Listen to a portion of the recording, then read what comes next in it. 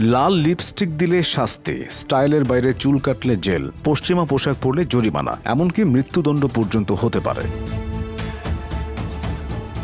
শুধু তাই নয়, উত্তর কোরিয়ার প্রতিটি ফোনে দিনের যে কোনো সময় অটোমেটিক স্ক্রিনশট উঠে সরকারের কাছে চলে যায়, যেন নাগরিকরা কি করছে সব সময় নজরদারিতে থাকে। কোনো অপরাধ করলে শুধু অপরাধী নয়, তার নাতি পর্যন্ত শাস্তি পেতে হয়। শুনতে অদ্ভুত লাগলেও উত্তর কোরিয়ার মানুষের প্রতিদিনের জীবন এমনই দম বন্ধকর। ১৯৮২ সালে জন্ম নেওয়া সিং ডং হিউ নামের এক শিশু শৈশব কাটিয়েছে রাজনৈতিক বন্দী শিবিরে। দাদা সরকারের বিরুদ্ধে কথা বলায় পুরো পরিবারকে জেলে পাঠানো হয়। ক্ষুধার যন্ত্রণায় তাকে ঘাস আর ইঁদুর খেতে হতো। ৫ বছর বয়সে তার চোখের সামনেই পরিবারের সবাইকে হত্যা করা হয়। পরে ২০০৫ সালে সে পালিয়ে এসে বিশ্বকে জানায় উত্তর কোরিয়ার কারাগারের ভয়াবহতা। তার গল্প লেখা হয়েছে এসকেপ ফ্রম ক্যাম্প 14 বইয়ে। দেশটির ইতিহাস শুরু হয় ১৯৪৫ সালে জাপানের কাছ থেকে স্বাধীনতা পাওয়ার পর। তখন থেকেই কিম পরিবারতন্ত্র দেশ শাসন করছে।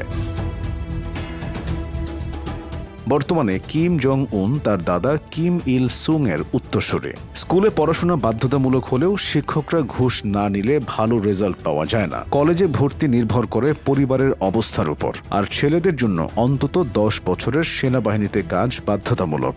চুল কাটার জন্য সরকারের নিয়ম আছে। ছেলেদের জন্য ১৪টি আর মেয়েদের জন্য 18টি নির্দিষ্ট স্টাইল। এর বাইরে কেউ চুল কাটলে শাস্তি হয়। এমনকি কিম জং উনের মতো চুল কাটলেও মৃত্যুদণ্ড পর্যন্ত হতে পারে। লাল লিপস্টিক, জিন্স বা পশ্চিমা পোশাক সবই নিষিদ্ধ। এগুলো দেখাশোনার জন্য রয়েছে বিশেষ বিউটি পুলিশ। ইন্টারনেট নেই, আছে শুধু সরকারের বানানো সীমিত নেটওয়ার্ক। টিভি চ্যানেলও শুধু সরকারি। সেখানে সারা দিন চলে কিম পরিবারের প্রশংসা। বিদেশি সিনেমা বা গান দেখা সম্পূর্ণ নিষিদ্ধ। কেউ ধরা পড়লে ভয়াবহ শাস্তি হয়। তবুও অনেকে রাতে আলো নিভিয়ে চুপি চুপি এসব দেখে। উত্তর কোরিয়ার নাগরিকরা নিজেদের প্রতিবেশীকেও নজরদারি করে। সরকার তাদের বাধ্য করে গুপ্তচরের মতো ব্যবহার করতে। ধর্মচর্চা পুরোপুরি নিষিদ্ধ।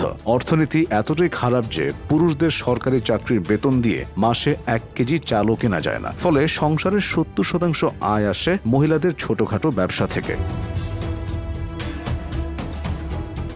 সরকার বিরোধী কিছু বললেই রাজনৈতিক বন্দী করে ৩ প্রজন্মকে কারাগারে রাখা হয়। পালাতে গেলে পরিণতি হয় নির্মম। আজকের পৃথিবীতে উত্তর কোরিয়ার সবচেয়ে ভয়ঙ্কর স্বৈরশাসনের দেশ। প্রশ্ন হচ্ছে, যেভাবে বাংলাদেশে ছাত্র জনতার ঐক্যে স্বৈরশাসন থামানো গেছে, উত্তর কোরিয়ার মানুষও কি কোনোদিন পারবে সেই দমবন্ধ শাসন ভাঙতে?